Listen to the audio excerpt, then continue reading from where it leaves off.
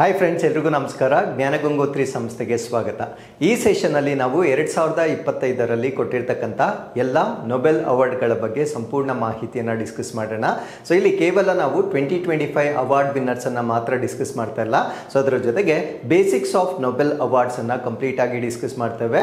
Along with that ನಮ್ಮ ಭಾರತ ದೇಶದಿಂದ Nobel ಪ್ರಶಸ್ತಿಗಳನ್ನು ಯಾವ ವರ್ಷ ಯಾರ್ಯಾರು ಗಳಿಸಿದ್ದಾರೆ, ಅವರ ಸಾಧನೆಗಳೇನು, ಅದರ ಜೊತೆಗೆ ಈ ಸೂಪರ್ಲೇಟಿವ್ಸ್ ಅಂತ ಕರಿತೇವೆ. ಸೂಪರ್ಲೇಟಿವ್ಸ್ ಅಂದರೆ ಪ್ರಥಮ ಬಾರಿಗೆ ಯಾರಿಗೆ ನೀಡಲಾಯಿತು, ಹೈಯೆಸ್ಟ್ ನೊಬೆಲ್ ಅವಾರ್ಡ್ಸ್ಗಳನ್ನು ಯಾರು ಪಡೆದುಕೊಂಡಿದ್ದಾರೆ, ಮಹಿಳೆಯರಲ್ಲಿ ಯಾರಿಗೆ ಪ್ರಥಮ ಬಾರಿ ಸಿಕ್ಕಿದೆ, ಕಿರಿಯರು ಯಾರು, ಹಿರಿಯರು ಯಾರು, ಇವೆಲ್ಲದರ ಬಗ್ಗೆ ಇದೇ ಒಂದು ಒನ್ ಶಾರ್ಟ್ ವಿಡಿಯೋದಲ್ಲಿ ನಾನು ಕಂಪ್ಲೀಟ್ ಆಗಿ ಡಿಸ್ಕಸ್ ಮಾಡ್ತೇನೆ. ಸೊ ಮುಂದಿನ ಒಂದು ವರ್ಷದಲ್ಲಿ ನಡೀತಕ್ಕಂಥ ಯಾವುದೇ ಪರೀಕ್ಷೆ ಆಗಿರ್ಬೋದು, ಕನಿಷ್ಠ ಪಕ್ಷ 1 ರಿಂದ 2 ಪ್ರಶ್ನೆಗಳನ್ನು ನಾವು ಈ ಒಂದು ನೊಬೆಲ್ ಅವಾರ್ಡ್ಸ್ಗಳ ಮೇಲೆ ಎಕ್ಸ್ಪೆಕ್ಟ್ ಮಾಡ್ಬೋದಾಗಿರುತ್ತೆ. ಹಾಗಿದ್ರೆ ಸೊ ಈ ಒಂದು ಸೆಷನಲ್ಲಿ let us learn about everything about Nobel awards ಬಗ್ಗೆ ನಾವು ಕಂಪ್ಲೀಟ್ ಮಾಹಿತಿಯನ್ನು ಡಿಸ್ಕಸ್ ಮಾಡೋಣ. ಸೊ ನೊಬೆಲ್ ಅವಾರ್ಡ್ ಅಂತಕ್ಕಂಥದ್ದು it is one of the most prestigious international award ಆಗಿರುತ್ತೆ. ಅಂತಾರಾಷ್ಟ್ರೀಯ ಮಟ್ಟದ ಒಂದು ಪ್ರಶಸ್ತಿ ಆಗಿರುತ್ತೆ. Outstanding achievements that benefit human kind ಮನುಕುಲಕ್ಕೆ ಒಳಿತಾಗ್ತಕ್ಕಂಥ ಯಾವುದೇ ಒಂದು ಅನ್ವೇಷಣೆಯನ್ನು ಮಾಡ್ತಕ್ಕಂಥವರಿಗೆ 6 ವರ್ಗಗಳಲ್ಲಿ ಕೊಡ್ತಕ್ಕಂಥ ಒಂದು ಅಂತಾರಾಷ್ಟ್ರೀಯ ಮಟ್ಟದ ಪ್ರಶಸ್ತಿಯನ್ನು ನಾವು ನೊಬೆಲ್ ಪ್ರಶಸ್ತಿ ಅಂತ ಕರಿತೇವೆ. ಆ 6 ವರ್ಗಗಳು ಯಾವುದು ಅನ್ನೋದನ್ನು ನಾನು ಮುಂದೆ ಡಿಸ್ಕಸ್ ಮಾಡ್ತೇನೆ. ಹಾಗಿದ್ರೆ ಈ ಒಂದು ನೊಬೆಲ್ ಪ್ರಶಸ್ತಿಯನ್ನು ಯಾರು ಸ್ಥಾಪನೆ ಮಾಡಿದ್ದು, ಯಾವ ಉದ್ದೇಶಕ್ಕಾಗಿ ಸ್ಥಾಪನೆ ಮಾಡಿದ್ದಾರೆ ಅಂತ ನಾವು ನೋಡೋದಾದ್ರೆ, ಈ ಪ್ರಶಸ್ತಿಗಳನ್ನು ಸ್ಥಾಪನೆ ಮಾಡಿರ್ತಕ್ಕಂಥವರು ಆಲ್ಫ್ರೆಡ್ ನೊಬೆಲ್ ರವರು ಸ್ಥಾಪನೆ ಮಾಡಿರ್ತಾರೆ. ಇವರು ಸ್ವೀಡಿಶ್ ಇನ್ವೆಂಟರ್ ಆಗಿರ್ತಾರೆ. ಅಂದರೆ ಸ್ವೀಡನ್ನ ಒಬ್ಬ ಇನ್ವೆಂಟರ್ ಅಂದ್ರೆ ಅನ್ವೇಷಕ ಆಗಿರ್ತಾರೆ, ಮತ್ತೆ ಇಂಡಸ್ಟ್ರಿಯಲಿಸ್ಟ್ ಆಗಿರ್ತಾರೆ. ಸೊ ಇವರು ಒಂದು ವಿಲ್ ಅನ್ನ ಬರೀತಾರೆ. ವಿಲ್ ಅಂದ್ರೆ ಉಯಿಲು ಅಂತ ಕರಿತೇವೆ.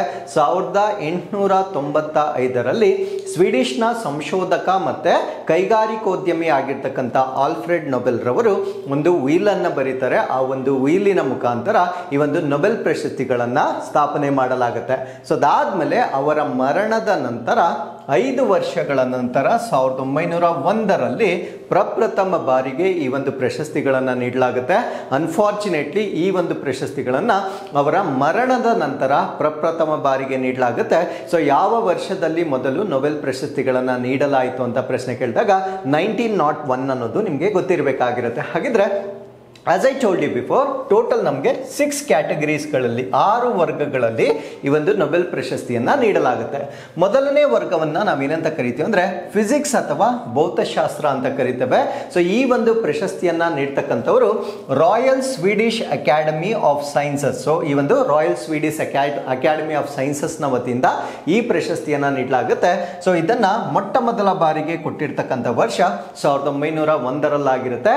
ಇದರ ಒಂದು ವಿಶೇಷತೆ ಏನು ಅಂದ್ರೆ, first category mentioned in the Nobel's will. So Nobel ರವರು ತಮ್ಮ ವಿಲ್ ಅನ್ನ ಏನ್ ಬರ್ದಿರ್ತಾರೆ, ಅದರಲ್ಲಿ ನೋಂದಾಯಣ ಆಗಿರ್ತಕ್ಕಂಥ ಅಥವಾ ನಮೂದಾಗಿರ್ತಕ್ಕಂಥ ಮೊಟ್ಟ ಮೊದಲ ವರ್ಗವನ್ನ ನಾವೇನಂತ ಕರಿತೀವಿ ಅಂದ್ರೆ ಫಿಸಿಕ್ಸ್ ಅಂತ ಕರಿತೇವೆ, ಅಥವಾ ಭೌತಶಾಸ್ತ್ರದ ಪ್ರಶಸ್ತಿ ಆಗಿರುತ್ತೆ. ಸೊ ಎರಡನೇದನ್ನ ನಾವು ಕೆಮಿಸ್ಟ್ರಿ ಅಥವಾ ರಸಾಯನ ಶಾಸ್ತ್ರಕ್ಕೆ ಸಂಬಂಧಪಟ್ಟಂತ ವರ್ಗವಾಗಿರುತ್ತೆ. ಸೊ ಇದನ್ನು ಕೂಡ royal Swedish Academy of sciences ನ ವತಿಯಿಂದ ನೀಡಲಾಗುತ್ತೆ.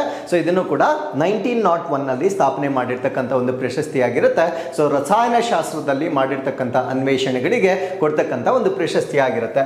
ಸೊ ಮೂರನೇದನ್ನು ನಾವು ಫಿಸಿಯಾಲಜಿ ಆರ್ ಮೆಡಿಸಿನ್ ಅಂತ ಕರಿತೇವೆ. ಅಂದರೆ ಇದನ್ನು ನಾವು ಶರೀರಶಾಸ್ತ್ರ ಅಥವಾ ವೈದ್ಯಕೀಯ ಶಾಸ್ತ್ರಕ್ಕೆ ಕೊಡ್ತಕ್ಕಂಥ ಪ್ರಶಸ್ತಿ ಆಗಿರುತ್ತೆ. ಇದನ್ನ ನೊಬೆಲ್ ಅಸೆಂಬ್ಲಿ ಅಟ್ ಕರೋಲಿನ್ಸ್ಕ್ ಇನ್ಸ್ಟಿಟ್ಯೂಟ್ ಅಲ್ಲಿ ಕೊಡ್ತಾರೆ. ಸೊ ಇಲ್ಲಿ ಸಂಸ್ಥೆ ಚೇಂಜ್ ಆಯಿತು. ಸೊ ಇದನ್ನ ನೊಬೆಲ್ ಅಸೆಂಬ್ಲಿ ಅಟ್ ಕರೋಲಿನ್ಸ್ಕ ಇನ್ಸ್ಟಿಟ್ಯೂಟ್ ನ ವತಿಯಿಂದ ಕೊಡ್ತಕ್ಕಂಥ ಪ್ರಶಸ್ತಿ ಆಗಿರುತ್ತೆ. ಸೊ 1901 ನಲ್ಲಿ ಇದನ್ನ ಪ್ರಪ್ರಥಮ ಬಾರಿಗೆ ನೀಡಲಾಗಿರುತ್ತೆ. ಸೊ ಅದಾದ್ಮೇಲೆ ಬರುತ್ತೆ ಲಿಟ್ರೇಚರ್ ಅಥವಾ ಸಾಹಿತ್ಯಕ್ಕೆ ಸಂಬಂಧಪಟ್ಟಂತೆ ಈ ಪ್ರಶಸ್ತಿಯನ್ನ ಸ್ವೀಡಿಶ್ ಅಕಾಡೆಮಿ ವತಿಯಿಂದ ನೀಡಲಾಗುತ್ತೆ.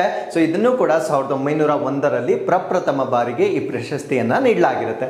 ಸೊ ಅದಾದ ನಂತರ ಪೀಸ್ ಅಥವಾ ಶಾಂತಿ ಪ್ರಶಸ್ತಿ ಅಂತ ಹೇಳ್ತೇವೆ.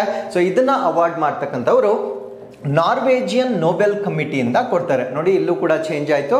ಪ್ರಶಸ್ತಿಯನ್ನು ನೀಡ್ತಕ್ಕಂಥವರು ನಾರ್ವೇಜಿಯನ್ ನೊಬೆಲ್ ಸಮಿತಿಯ ವತಿಯಿಂದ ಈ ಪ್ರಶಸ್ತಿಯನ್ನು ನೀಡಲಾಗುತ್ತೆ. ಮೊಟ್ಟ ಮೊದಲ ಬಾರಿಗೆ 1901ರಲ್ಲಿ ಈ ಪ್ರಶಸ್ತಿಯನ್ನು ನೀಡಲಾಗಿರುತ್ತೆ. ಸೊ ಈ ಒಂದು ಪ್ರಶಸ್ತಿಗೆ ಸಂಬಂಧಪಟ್ಟಂತೆ ಒಂದು ವಿಶೇಷ ಮಾಹಿತಿಯನ್ನು ನೀವು ನೆನ್ಪಿಟ್ಕೊಳ್ಬೇಕಾಗಿರ್ತಕ್ಕಂಥದ್ದು ಏನು ಅಂದರೆ, ಈ ಪ್ರಶಸ್ತಿಯನ್ನು ಕೊಡ್ತಕ್ಕಂಥ ಒಂದು ಪ್ಲೇಸ್ ಏನಿದೆ ಓಸ್ಲೋದಲ್ಲಿ ನೊಬೆಲ್ ಪೀಸ್ ಪ್ರಶಸ್ತಿಯನ್ನ ನೀಡಲಾಗುತ್ತೆ. ನೊಬೆಲ್ ಪೀಸ್ ಪ್ರಶಸ್ತಿಯನ್ನ ಹೊರತುಪಡಿಸಿ ಮಿಕ್ಕಿದ 5 ಕ್ಯಾಟಗರೀಸ್ ಆಫ್ ಅವಾರ್ಡ್ಸ್ ಏನಿರುತ್ತೆ ಅದನ್ನ ಸ್ಟಾಕ್ ಹೋಮ್ ಅಲ್ಲಿ ನೀಡಲಾಗುತ್ತೆ. ಅಲ್ಲಿಗೆ ಓಸ್ಲೋದಲ್ಲಿ ನೀಡ್ತಕ್ಕಂಥ ಏಕೈಕ ನೊಬೆಲ್ ಪ್ರಶಸ್ತಿ ಯಾವುದು ಅಂತ ಪ್ರಶ್ನೆ ಕೇಳಿದಾಗ ನಿಮಗೆ ನೊಬೆಲ್ ಪೀಸ್ ಪ್ರೈಸ್ ಅನ್ನೋದು ನಿಮಗೆ ಗೊತ್ತಿರಬೇಕಾಗಿರುತ್ತೆ. ಸೊ ಅದಾದ್ಮೇಲೆ ಎಕನಾಮಿಕ್ ಸೈನ್ಸಸ್ ಅಥವಾ ಆರ್ಥಿಕ ವಿಜ್ಞಾನ ಅಥವಾ ಅರ್ಥಶಾಸ್ತ್ರಕ್ಕೆ ಸಂಬಂಧಪಟ್ಟಂತೆ ಪ್ರಶಸ್ತಿ ಇದಾಗಿರುತ್ತೆ. ಸೊ ಇಲ್ಲೂ ಕೂಡ ಒಂದು ವಿಶೇಷವಾದ ಮಾಹಿತಿಯನ್ನ ನೀವು ನೆನಪಿಟ್ಕೊಳ್ಬೇಕಾಗಿರುತ್ತೆ. ಸೊ ಈ ಪ್ರಶಸ್ತಿಯನ್ನ ಅವಾರ್ಡ್ ಮಾಡ್ತಕ್ಕಂಥವ್ರು ಸ್ವೆರಿಜಿಯಸ್ ರಿಕ್ಸ್ ಬ್ಯಾಂಕ್ನಿಂದ ಅಂದರೆ ಸ್ವೆರಿಜಿಯಸ್ ರಿಕ್ಸ್ ಬ್ಯಾಂಕ್ನಿಂದ ಈ ಒಂದು ಪ್ರಶಸ್ತಿಯನ್ನ ನೀಡಲಾಗುತ್ತೆ. ಈ ಪ್ರಶಸ್ತಿಯನ್ನ ಮೊಟ್ಟ ಮೊದಲ ಬಾರಿಗೆ ನೀಡಿರ್ತಕ್ಕಂಥ ವರ್ಷ 1969 1969ರಲ್ಲಿ. ಸೊ ಅಲ್ಲಿಗೆ ಕಡೆಯ ಒಂದು ಕ್ಯಾಟಗರಿ ಯಾವ್ದಾಗಿರುತ್ತೆ ಅಂದ್ರೆ ಎಕಾನಮಿ ಆಗಿರುತ್ತೆ. ಸೊ ಇನ್ನೆಲ್ಲ ಪ್ರಶಸ್ತಿಗಳನ್ನ 1901ರಲ್ಲಿ ಪ್ರಪ್ರಥಮ ಬಾರಿಗೆ ನೀಡಲಾಗಿರುತ್ತೆ. ಸೊ ಇದರ ಪ್ರಮುಖವಾಗಿರ್ತಕ್ಕಂಥ ಇನ್ನೊಂದು ಫ್ಯಾಕ್ಟ್ ಏನು ಅಂದ್ರೆ it is added litre in the memory of Alfred Nobel. So ಈ ಒಂದು ಪ್ರಶಸ್ತಿಯನ್ನ ಆಲ್ಫ್ರೆಡ್ ನೊಬೆಲ್ ರವರ ಸ್ಮರಣಾರ್ಥಕವಾಗಿ ತದನಂತರ ಸೇರಿಸಿಕೊಂಡಿರ್ತಕ್ಕಂಥ ಒಂದು ಪ್ರಶಸ್ತಿಯಾಗಿ ನಾವು ನೋಡ್ಬೋದಾಗಿರುತ್ತೆ. ಸೊ ಇದು ಕಟ್ಟಕಡೆಯದಾಗಿ ಈ ಒಂದು ವರ್ಗಕ್ಕೆ ಸೇರಿರ್ತಕ್ಕಂಥ ಅವಾರ್ಡ್ ಆಗಿರುತ್ತೆ. ಅಂಡ್ ನೆನಪಿರ್ಲಿ, ಈ 6 ಕ್ಯಾಟಗರೀಸ್ ಅನ್ನ ಹೊರತುಪಡಿಸಿ ಬೇರೆ ಯಾವ ಕ್ಷೇತ್ರದ ಡಿಸ್ಕವರಿಗಾಗಿ ನೊಬೆಲ್ ಅವಾರ್ಡ್ಗಳನ್ನ ನೀಡೋದಿಲ್ಲ. ಮ್ಯಾಥಮೆಟಿಕ್ಸ್ಗೆ ನೊಬೆಲ್ ಅವಾರ್ಡ್ ಅನ್ನ ನೀಡೋದಿಲ್ಲ. ಸೊ ಈ ಒಂದು ಮಾಹಿತಿ ನಿಮಗೆ ಗೊತ್ತಿರಬೇಕಾಗಿರುತ್ತೆ. ಹಾಗಿದ್ರೆ ಅವಾರ್ಡ್ ಅಲ್ಲಿ ಏನೇನು ಕೊಡ್ತಾರೆ, ಈ ಒಂದು ಪ್ರಶಸ್ತಿಯಲ್ಲಿ ನೀಡ್ತಕ್ಕಂಥ ವಸ್ತುಗಳು ಯಾವ್ದಾವ್ದು ಅಂತ ನಾವು ನೋಡೋದಾದ್ರೆ ಗೋಲ್ಡ್ ಪ್ಲೇಟೆಡ್ ಮೆಡಲ್ ಅನ್ನ ಕೊಡ್ತಾರೆ. ಅಂದ್ರೆ ಚಿನ್ನದ ಲೇಪಿತವಾಗಿರ್ತಕ್ಕಂಥ ಒಂದು ಪದಕವನ್ನ ನೀಡಲಾಗುತ್ತೆ.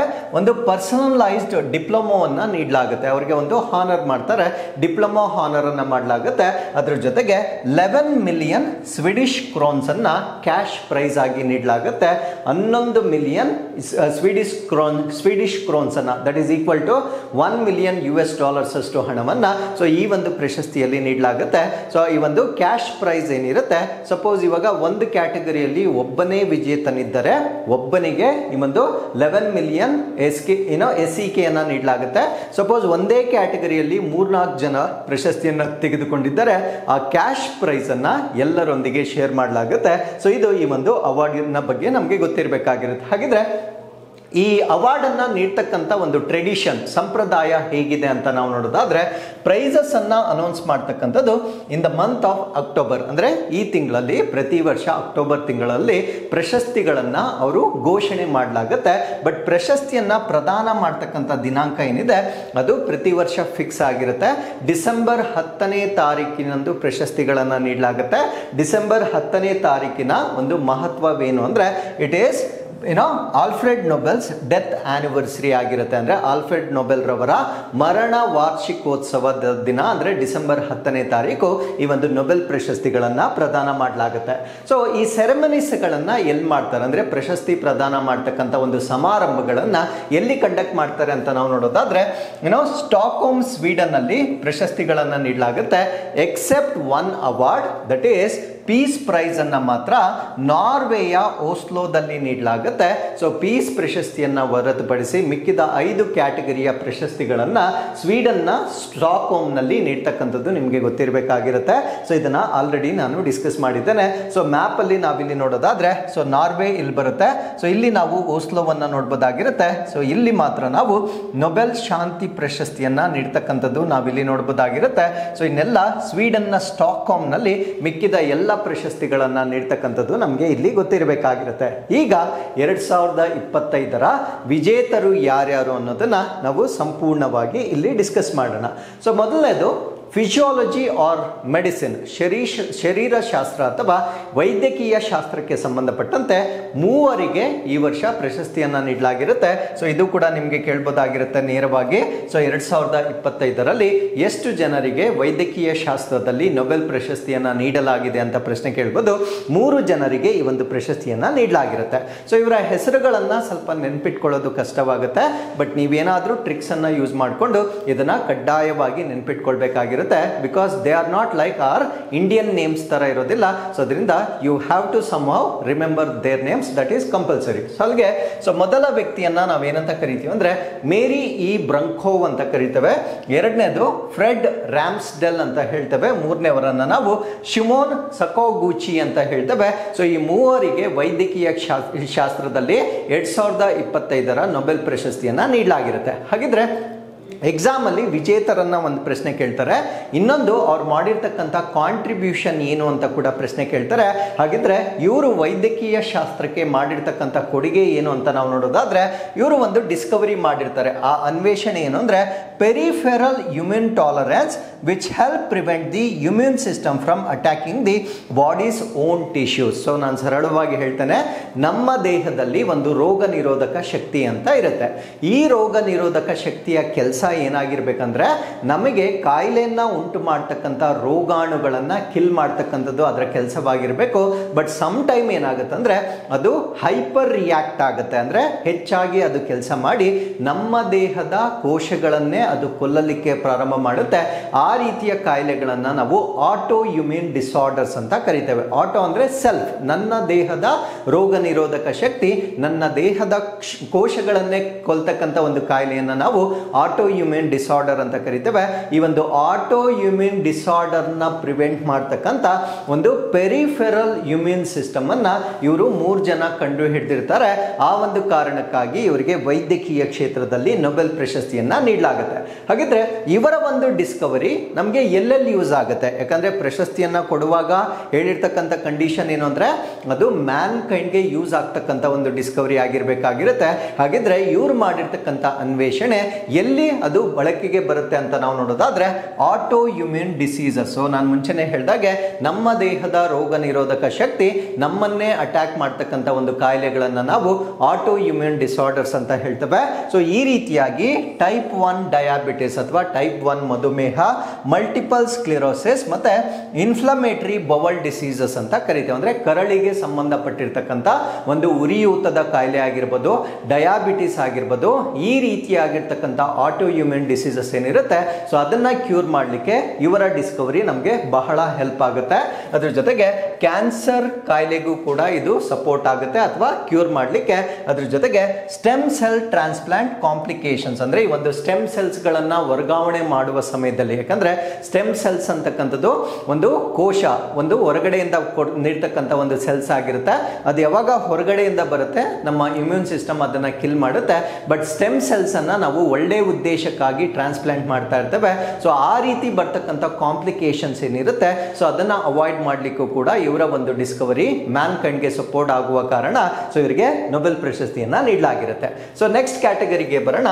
ಇದು ಫಿಸಿಕ್ಸ್ ಅಥವಾ ಭೌತಶಾಸ್ತ್ರಕ್ಕೆ ಸಂಬಂಧಪಟ್ಟಿರ್ತಕ್ಕಂಥ ನೊಬೆಲ್ ಪ್ರಶಸ್ತಿ ಆಗಿರುತ್ತೆ. ಸೊ 2025 ಈ ಪ್ರಶಸ್ತಿಯನ್ನು ಕೂಡ 3 ಜನರಿಗೆ ನೀಡಲಾಗಿರುತ್ತೆ. ಅಲ್ಲಿಗೆ ವೈದ್ಯಕೀಯ ಶಾಸ್ತ್ರ ಕೂಡ 3 ಜನಕ್ಕೆ ಮತ್ತೆ ಭೌತಶಾಸ್ತ್ರ ಕೂಡ 3 ಜನಕ್ಕೆ ಪ್ರಶಸ್ತಿಯನ್ನ ನೀಡಲಾಗಿರುತ್ತೆ. ಆ 3 ಜನ ಯಾರ್ಯಾರು ಅಂತ ನಾವು ನೋಡೋದಾದ್ರೆ ಜಾನ್ ಕ್ಲಾರ್ಕ್ ಅಂತಕ್ಕಂಥವ್ರು ಮೊದಲನೇ ವ್ಯಕ್ತಿ, ಮೈಕಲ್ ಎಚ್ ಡೆವೋರೆಟ್ ಮೂರನೇ ವ್ಯಕ್ತಿ, ಜಾನ್ ಎಂ ಮಾರ್ಟಿನಿಸ್ ಅಂತಕ್ಕಂಥ 3 ಜನರಿಗೆ ಈ ಪ್ರಶಸ್ತಿಯನ್ನ ನೀಡಲಾಗಿರುತ್ತೆ. ಹಾಗಿದ್ರೆ ಇವ್ರು ಮಾಡಿರ್ತಕ್ಕಂಥ ಡಿಸ್ಕವರಿ ಏನು ಅದನ್ನ ನಾವು ಡಿಸ್ಕಸ್ ಮಾಡೋದಾದ್ರೆ, ಒಂದು ಮ್ಯಾಕ್ರೋಸ್ಕೋಪಿಕ್ ಕ್ವಾಂಟಮ್ ಮೆಕ್ಯಾನಿಕಲ್ ಟನಲಿಂಗ್ ಮತ್ತೆ ಎನರ್ಜಿ ಕ್ವಾಂಟೈಸೇಷನ್ ಇನ್ ಎಲೆಕ್ಟ್ರಿಕ್ ಸರ್ಕ್ಯೂಟ್ ಅಂದ್ರೆ ಒಂದು ವಿದ್ಯುತ್ ಸರ್ಕ್ಯೂಟ್, ಆ ಎಲೆಕ್ಟ್ರಿಕ್ ಸರ್ಕ್ಯೂಟ್ಗೆ ಸಂಬಂಧಪಟ್ಟಂತೆ ಒಂದು ಮ್ಯಾಕ್ರೋಸ್ಕೋಪಿಕ್ ಕ್ವಾಂಟಮ್ ಮೆಕ್ಯಾನಿಕ್ ಟನಲಿಂಗ್ ಮತ್ತೆ ಎನರ್ಜಿ ಕ್ವಾಂಟೈಸೇಷನ್ ನ ಒಂದು ಆವಿಷ್ಕಾರವನ್ನ ಮಾಡಿರ್ತಾರೆ. ಸೊ ಇಲ್ಲೊಂದು ಪಾಯಿಂಟ್ ನಾನು ಹೇಳಲಿಕ್ಕೆ ಇಷ್ಟಪಡ್ತೇನೆ.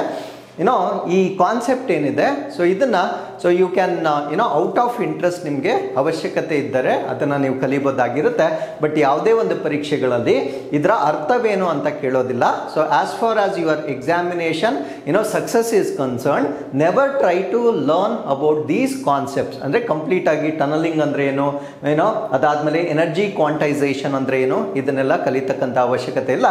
ಈ ಟರ್ಮ್ಸ್ ಗೊತ್ತಿದ್ರೆ ಸಾಕು, ನೀವು ಆಪ್ಷನ್ಸ್ ಅನ್ನ ನೋಡಿ ಉತ್ತರವನ್ನ ನೀವು ಫೈಂಡ್ ಔಟ್ ಮಾಡಬಹುದಾಗಿರುತ್ತೆ. So that is what is required for you to pass the examination.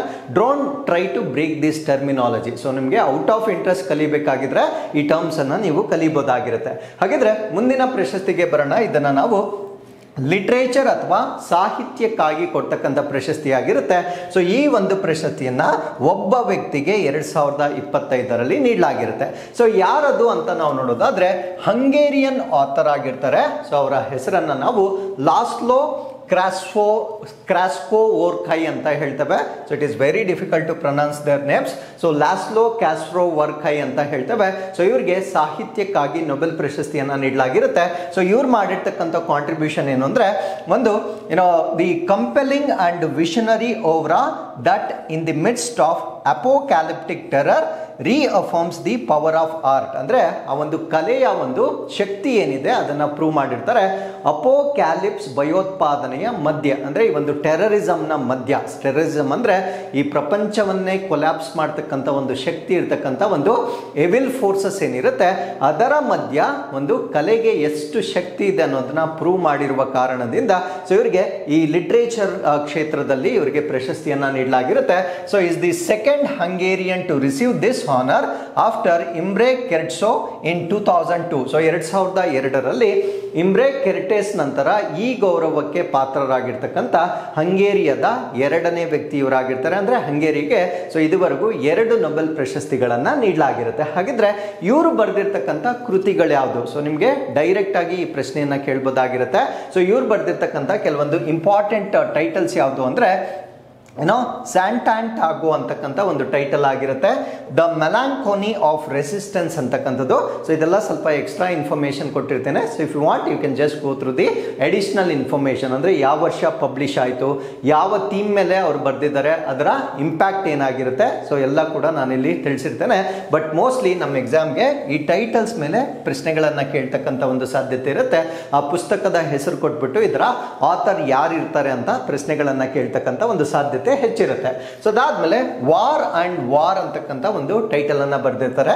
ಅದ್ರ ಜೊತೆಗೆ ಸಿಯಾಬೋ ದೇರ್ ಬಿಲೋ ಅಂತಕ್ಕಂಥ ಒಂದು ಟೈಟಲ್ ಅನ್ನ ಕೂಡ ಇವರು ಪ್ರೆಸೆಂಟ್ ಮಾಡಿರ್ತಾರೆ. ಅದಾದ್ಮೇಲೆ ಬ್ಯಾರೋನ್ ವೆಂಕೈಮ್ಸ್ ಹೋಮ್ ಕಮಿಂಗ್ ಅಂತಕ್ಕಂಥ ಒಂದು ಕೃತಿ ಆಗಿರುತ್ತೆ. ಅದಾದ್ಮೇಲೆ ಅರ್ಸ್ಟ್ 07769 ಅಂತಕ್ಕಂಥ ಒಂದು ಕೃತಿಯನ್ನ ಕೂಡ ಇವರು ಬರೆದಿರ್ತಾರೆ. ಸೊ ಇಷ್ಟು ಸಾಕಷ್ಟು ಕೃತಿಗಳನ್ನ ಬರೆದಿರ್ತಾರೆ. ಅದರಲ್ಲಿ ತುಂಬಾ ನೋಟೆಡ್ ಆಗಿರ್ತಕ್ಕಂಥ ಕೃತಿಗಳನ್ನ ಮಾತ್ರ ನಾನು ಇಲ್ಲಿ ಮೆನ್ಷನ್ ಮಾಡಿರ್ತೇನೆ. ಸೊ ಹಾಗಾದ್ರೆ ನೆಕ್ಸ್ಟ್ ಅವಾರ್ಡ್ಗೆ ಬರೋಣ. ಇದು ಕೆಮಿಸ್ಟ್ರಿ ಅಥವಾ ರಸಾಯನ ಶಾಸ್ತ್ರಕ್ಕೆ ಸಂಬಂಧಪಟ್ಟಿರ್ತಕ್ಕಂಥ ನೊಬೆಲ್ ಪ್ರಶಸ್ತಿ ಆಗಿರುತ್ತೆ. ಸೊ ಈ ಪ್ರಶಸ್ತಿಯನ್ನು ಕೂಡ 2025ರಲ್ಲಿ 3 ಜನರಿಗೆ ನೀಡಲಾಗಿರುತ್ತೆ. ಆ 3 ಜನರು ಯಾರು ಅಂತ ನಾವು ನೋಡೋದಾದ್ರೆ ಸುಸುಮು ಕಿಟಗಾವ, ಅದಾದ್ಮೇಲೆ ರಿಚರ್ಡ್ ರೋಬ್ಸನ್, ಅದಾದ್ಮೇಲೆ ಓಮರ್ ಎಂ ಯಾಗಿ. ಸೊ ಈ 3 ಜನರಿಗೆ ರಸಾಯನ ಶಾಸ್ತ್ರದ ಒಂದು ನೊಬೆಲ್ ಪ್ರಶಸ್ತಿಯನ್ನ ನೀಡಲಾಗಿರುತ್ತೆ. ಸೊ ಇವರು ಮಾಡಿರ್ತಕ್ಕಂಥ ಕಾಂಟ್ರಿಬ್ಯೂಷನ್ ಏನು ಅಂದ್ರೆ MOF ಗಳನ್ನ ಅವರು ಡೆವಲಪ್ ಮಾಡಿರ್ತಾರೆ. MOF ಅನ್ನ ನಾವೇನಂತ ಕರಿತೀವಿ ಅಂದ್ರೆ ಮೆಟಲ್ ಆರ್ಗ್ಯಾನಿಕ್ ಫ್ರೇಮ್ ವರ್ಕ್ಸ್ ಅಂತ ಕರಿತೇವೆ. ಈ ಒಂದು ಮೆಟಲ್ ಆರ್ಗ್ಯಾನಿಕ್ ಲೋಹ ಸಾವಯವ ಚೌಕಟ್ಟುಗಳನ್ನ ನಿರ್ಮಾಣ ಮಾಡಿರುವ ಕಾರಣಕ್ಕಾಗಿ ರಸಾಯನ ಶಾಸ್ತ್ರದಲ್ಲಿ ಇವರಿಗೆ ಪ್ರಶಸ್ತಿಯನ್ನ ನೀಡಲಾಗಿರುತ್ತೆ. ಹಾಗಿದ್ರೆ what is metal organic frame work? ಇದರ ಅರ್ಥ ಏನು ಅಂತ ನಾವಿಲ್ಲಿ ಡಿಸ್ಕಸ್ ಮಾಡೋದಾದ್ರೆ ಇದೊಂದು ಕ್ರಿಸ್ಟಲೈನ್ ಸ್ಟ್ರಕ್ಚರ್ ಆಗಿರುತ್ತೆ. ಅಂದ್ರೆ ಇದು ಒಂದು ಸಂಕೀರ್ಣವಾಗಿರ್ತಕ್ಕಂಥ ಅರಳಿನ ರೂಪದ ಒಂದು ರಚನೆ ಆಗಿರುತ್ತೆ. ಸೊ ಇದನ್ನ ಯಾವ ರೀತಿ ತಯಾರಿ ಮಾಡ್ತಾರೆ ಅಂದ್ರೆ ಈ ಮೆಟಲ್ ಅಯಾನ್ಸ್ ಏನಿರುತ್ತೆ, ಸೊ ಇದನ್ನ ಲೋಹದ ಅಯಾನುಗಳು ಅಂತ ಹೇಳ್ತೇವೆ. ಮೆಟಲ್ ಅಯಾನ್ಸ್ ಅನ್ನ ಆರ್ಗ್ಯಾನಿಕ್ ಮಾಲಿಕ್ಯೂಲ್ಸ್ ಜೊತೆಗೆ ಲಿಂಕ್ ಮಾಡುವ ಮುಖಾಂತರ 3D ಫ್ರೇಮ್ ವರ್ಕ್ಸ್ ಅನ್ನ ಅವರು ಡೆವಲಪ್ ಮಾಡ್ತಾರೆ. ಸೊ ಇದರ ಒಳಗಡೆ ಸಾಕಷ್ಟು ಸ್ಪೇಸಸ್ ಇರುತ್ತೆ, ಅಂದ್ರೆ ಸಾಕಷ್ಟು ಸ್ಥಳಾವಕಾಶಗಳನ್ನ ಹೊಂದಿರತಕ್ಕಂಥ 3D ಫ್ರೇಮ್ ವರ್ಕ್ಗಳನ್ನ ಡೆವಲಪ್ ಮಾಡಿರ್ತಾರೆ. ಈ ಒಂದು 3D ಫ್ರೇಮ್ ವರ್ಕ್ಗಳನ್ನ ನಾವೇನಂತ ಕರಿತೀವಿ ಅಂದ್ರೆ ಮೆಟಲ್ ಸಾವಯವ ಚೌಕಟ್ಟುಗಳು ಅಂತ ಕರಿತೇವೆ. ಹಾಗಿದ್ರೆ ಇದರ ಅಪ್ಲಿಕಬಿಲಿಟಿ ಏನು, ಎಲ್ಲಿ ಇದನ್ನ ಯೂಸ್ ಮಾಡ್ತಾರೆ ಅಂತ ನಾವಿಲ್ಲಿ ನೋಡೋದಾದ್ರೆ ಮೊದಲನೇದು ಕಾರ್ಬನ್ ಕ್ಯಾಪ್ಚರ್. ಅಂದ್ರೆ ಈ ಒಂದು ಗ್ರೀನ್ ಹೌಸ್ ಗ್ಯಾಸಸ್ ಏನಿದೆ ಆ ಒಂದು ಹಸಿರು ಮನೆ ಅನಿಲವಾಗಿರ್ತಕ್ಕಂಥ ಇಂಗಾಲದ ಡೈಆಕ್ಸೈಡ್ ಅನ್ನ ಹೀರಿಕೊಳ್ತಕ್ಕಂಥ ವಸ್ತುಗಳ ತಯಾರಿಕೆಯಲ್ಲಿ ನಾವು ಇದನ್ನ ಬಳಸಬಹುದಾಗಿರುತ್ತೆ. ಸೊ ಇವತ್ತಿನ 21ನೇ ಶತಮಾನಕ್ಕೆ ಇದು ಅತ್ಯಂತ ಉತ್ತಮವಾಗಿರ್ತಕ್ಕಂಥ ಡಿಸ್ಕವರಿ ಆಗಿರುತ್ತೆ. ಬಿಕಾಸ್ ಬಿಕಾಸ್ ಈ ಗ್ಲೋಬಲ್ ವಾರ್ಮಿಂಗ್ ಅಂತಕ್ಕಂಥದ್ದು ಈಗ ಗ್ಲೋಬಲ್ ಬಾಯ್ಲಿಂಗ್ ಮಟ್ಟಕ್ಕೆ, ಹೆಚ್ಚಿನ ತಾಪಮಾನಕ್ಕೆ ಈಗ ಬದಲಾಗಿರುತ್ತೆ. ಅದಾದ್ಮೇಲೆ ವಾಟರ್ ಹಾರ್ವೆಸ್ಟಿಂಗ್ ಅಂದ್ರೆ ನೀರನ್ನ ಕೊಯ್ಲು ಮಾಡ್ತಕ್ಕಂಥದ್ದು. Extract moisture from desert air ಅಂದ್ರೆ ಮರುಭೂಮಿಯಲ್ಲಿ ಇರ್ತಕ್ಕಂಥ ಗಾಳಿಯಲ್ಲಿರುವ ನೀರನ್ನ ನಾವು ಎಕ್ಸ್ಟ್ರಾಕ್ಟ್ ಮಾಡ್ಕೊಳ್ಳಿಕ್ಕೆ ಸೊ ಈ ಒಂದು ಡಿಸ್ಕವರಿಯನ್ನ ನಾವು ಬಳಸಬಹುದಾಗಿರುತ್ತೆ. ಅದಾದ್ಮೇಲೆ ಗ್ಯಾಸ್ ಸ್ಟೋರೇಜ್, ಅನಿಲಗಳನ್ನ ಸಂಗ್ರಹಣೆ ಮಾಡಲಿಕ್ಕೆ, ಎಸ್ಪೆಷಲಿ ನಾವಿವಾಗ ಈ ಹೈಡ್ರೋಜನ್ ಫ್ಯೂಯಲ್ ಅನ್ನ ಡೆವಲಪ್ ಮಾಡ್ತಾ ಇದ್ದೇವೆ. ಜಲಜನಕ ಇಂಧನವನ್ನ ನಮ್ಗೆ ಗೊತ್ತು, ಯಾವುದೇ ಒಂದು ಅನಿಲ ಆಗಿರ್ಬೋದು ಅದರ ಡೆನ್ಸಿಟಿ ಅಂತಕ್ಕಂಥದ್ದು ಬಹಳ ಕಡಿಮೆ ಇರುತ್ತೆ. ಆ ರೀತಿಯ ಅನಿಲಗಳನ್ನ ಸ್ಟೋರ್ ಮಾಡಲಿಕ್ಕೆ ಇವರ ಡಿಸ್ಕವರಿಯನ್ನ ಯೂಸ್ ಮಾಡಬಹುದಾಗಿರುತ್ತೆ. ಅದ್ರ ಜೊತೆಗೆ ಡ್ರಗ್ ಡೆಲಿವರಿ ಅಂದ್ರೆ ಔಷಧಿಗಳನ್ನ, ಇವಾಗ ಯಾವುದೇ ಒಂದು ಆರ್ಗನ್ಗೆ ಟ್ರಬಲ್ ಆಗಿರುತ್ತೆ, ಅದೇ ಒಂದು ಅಂಗಕ್ಕೆ ಔಷಧಿಗಳನ್ನ ಕರೆಕ್ಟ್ ಆಗಿ ತಲುಪಿಸಲಿಕ್ಕೆ ಸೊ ಇವರು ಮಾಡಿರ್ತಕ್ಕಂಥ ಒಂದು ಅನ್ವೇಷಣೆಯನ್ನ ನಾವು ಬಳಸಬಹುದಾಗಿರುತ್ತೆ. ಸೊ ಅದಕ್ಕಾಗಿ ಇವರಿಗೆ ಕೆಮಿಸ್ಟ್ರಿ ಕ್ಷೇತ್ರದಲ್ಲಿ ಪ್ರಶಸ್ತಿಯನ್ನ ನೀಡಲಾಗಿರುತ್ತೆ. ಸೊ ಇನ್ನು ಬರುತ್ತೆ next is peace prize. So Nobel ಶಾಂತಿ ಪ್ರಶಸ್ತಿ ಆಗಿರುತ್ತೆ. ಸೊ ಈ ಪ್ರಶಸ್ತಿಗಾಗಿ ಅಮೆರಿಕದ ಅಧ್ಯಕ್ಷರು ಬಹಳಷ್ಟು ಪ್ರಯತ್ನ ಪಟ್ಟಿರ್ತಾರೆ. So after the prize was announced ಅಂದ್ರೆ ಈ ಒಂದು ಪ್ರಶಸ್ತಿಯನ್ನ ಅನೌನ್ಸ್ ಮಾಡಿದ ನಂತರ ಸೊ ಇವರು ನೊಬೆಲ್ ಪೀಸ್ ಪ್ರೈಸ್ ಅನ್ನ ಇವನ್ ಡೊನಾಲ್ಡ್ ಟ್ರಂಪ್ಗೆ ಅವರು ಡೆಡಿಕೇಟ್ ಮಾಡಿರ್ತಕ್ಕಂಥದ್ದನ್ನ ಕೂಡ ನೀವು ಕೇಳಿರ್ತೀರ. ಹಾಗಿದ್ರೆ 2025 ನೊಬೆಲ್ ಶಾಂತಿ ಪುರಸ್ಕಾರವನ್ನ ಯಾರಿಗೆ ನೀಡಿರ್ತಾರೆ ಅಂದ್ರೆ ವೆನೆಜುವಾಲಾದ ಆಪೋಸಿಷನ್ ಲೀಡರ್ ಆಗಿರ್ತಕ್ಕಂಥ ಮೆರಿಯಾ ಕೊರಿನಾ ಮಚಾಡೋ ಅವರಿಗೆ ನೀಡಲಾಗಿರುತ್ತೆ. ಇವರು ವೆನೆಜುವಾಲಾ ರಾಷ್ಟ್ರದ ವಿರೋಧ ಪಕ್ಷದ ಒಬ್ಬ ನಾಯಕಿಯಾಗಿರ್ತಾರೆ. ಸೊ ಇವರಿಗೆ ನೊಬೆಲ್ ಪೀಸ್ ಪ್ರೈಸ್ ಅನ್ನ ನೀಡಲಾಗಿರುತ್ತೆ. ಸೊ ಏನಕ್ಕಾಗಿ ಇವರಿಗೆ ನೀಡಲಾಗಿರುತ್ತೆ ಅಂದ್ರೆ advocacy of democracy and human rights in Venezuela. So ವೆನೆಜುವಾಲಾದಲ್ಲಿ ಪ್ರಜಾಪ್ರಭುತ್ವ ಮತ್ತೆ ಮಾನವ ಹಕ್ಕುಗಳ ಧೈರ್ಯಶಾಲಿ ಪ್ರತಿಪಾದನೆಗಾಗಿ ಈ ಒಂದು ಪ್ರಶಸ್ತಿಯನ್ನ ನೀಡಲಾಗಿರುತ್ತೆ. ಸೊ ಯಾರು ಈ ಮ್ಯಾರಿಯಾ ಕೊರಿನಾ ಮಚಾಡೋ ಇವರ ಬಗ್ಗೆ ನಾವು ಹೆಚ್ಚಿನ ಮಾಹಿತಿಯನ್ನು ತಿಳ್ಕೊಳ್ಳೋದಾದ್ರೆ ಸೊ ಇವರ ಜನನ ಆಗಿರ್ತಕ್ಕಂಥದ್ದು 1967 ಅಲ್ಲಿ ವೆನೆಜುವಾಲಾದಲ್ಲೇ ಅವರ ಜನನ ಆಗಿರುತ್ತೆ. ಸೊ ಅವರ ಎಜುಕೇಶನ್ ಎಂಜಿನಿಯರಿಂಗ್ ಮತ್ತೆ ಫಿನಾನ್ಸ್ ಅಲ್ಲಿ ಅವರು ಎಜುಕೇಶನ್ ಅನ್ನ ಮಾಡ್ಕೊಂಡಿರ್ತಾರೆ.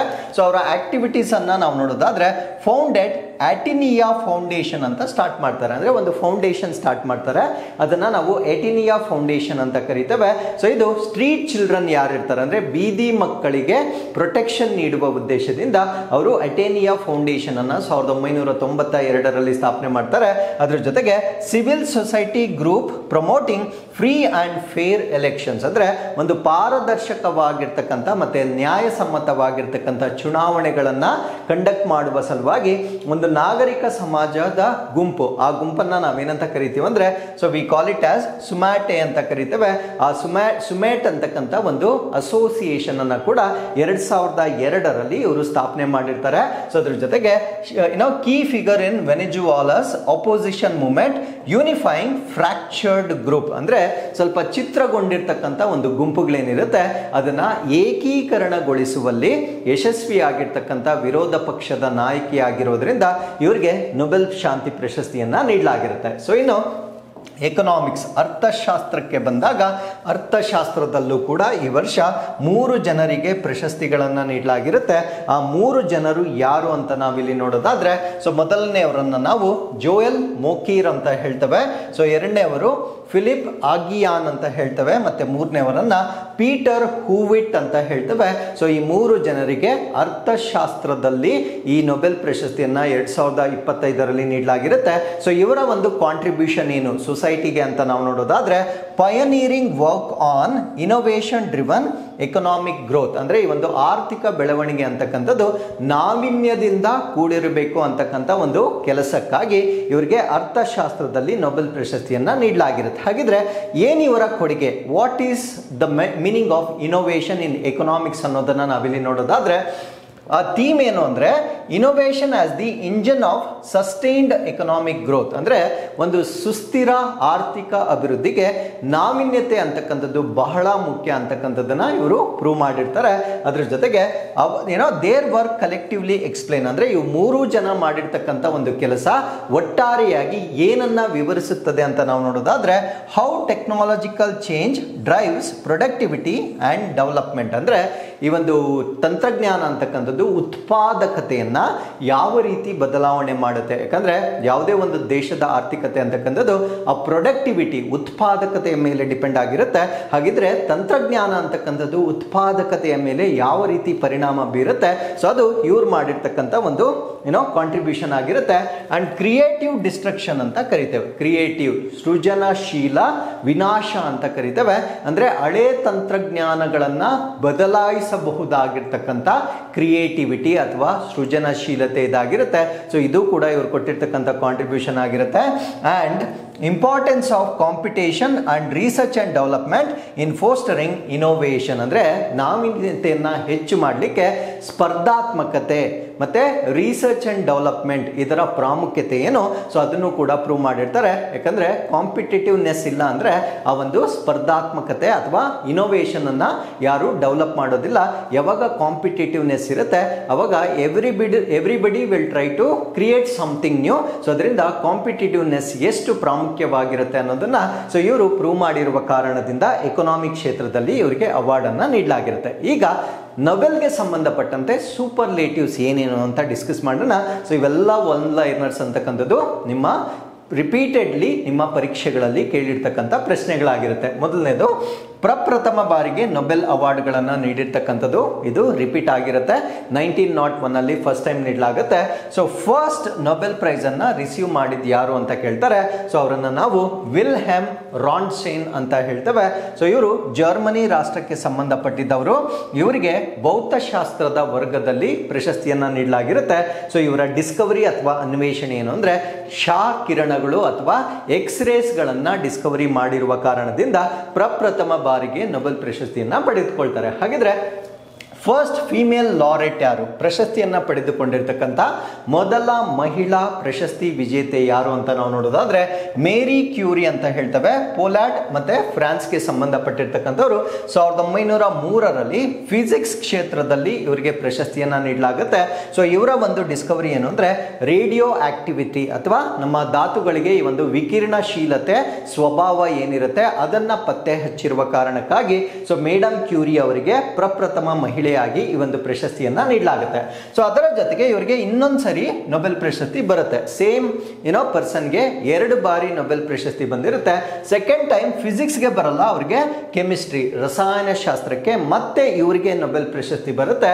So she is the only person to win Nobel prizes in 2 different sciences, ಅಂದ್ರೆ ವಿಜ್ಞಾನಕ್ಕೆ ಸಂಬಂಧಪಟ್ಟಿರ್ತಕ್ಕಂಥ 2 ಕ್ಷೇತ್ರಗಳಲ್ಲಿ ನೊಬೆಲ್ ಪ್ರಶಸ್ತಿಯನ್ನ ಪಡೆದುಕೊಂಡಿರ್ತಕ್ಕಂಥ ಏಕೈಕ ವ್ಯಕ್ತಿಯಾಗಿ ನಾವು ಮೇರಿ ಕ್ಯೂರಿ ಅವರನ್ನ ನೋಡಬಹುದಾಗಿರುತ್ತೆ. ಹಾಗಿದ್ರೆ ನೊಬೆಲ್ ಪ್ರಶಸ್ತಿ ವಿನ್ನಿಂಗ್ ಫ್ಯಾಮಿಲಿ ಅಂದ್ರೆ ಒಂದು ಕುಟುಂಬದಲ್ಲಿಯೇ ಅತಿ ಹೆಚ್ಚು ನೊಬೆಲ್ ಪ್ರಶಸ್ತಿಗಳನ್ನ ಪಡೆದುಕೊಂಡಿರ್ತಕ್ಕಂಥವ್ರು ಯಾರು ಅಂತ ನಾವು ನೋಡೋದಾದ್ರೆ ಸೊ ಅದು ಕೂಡ ಕ್ಯೂರಿ ಫ್ಯಾಮಿಲಿಗೆ ಅತ್ಯಂತ ಹೆಚ್ಚಿನ ನೊಬೆಲ್ ಪ್ರಶಸ್ತಿಗಳು ಬಂದಿರುತ್ತೆ. ಸೊ ಮೇರಿ ಕ್ಯೂರಿ ಇವ್ರಿಗೇನೆ 2 ಬಂದಿರುತ್ತೆ.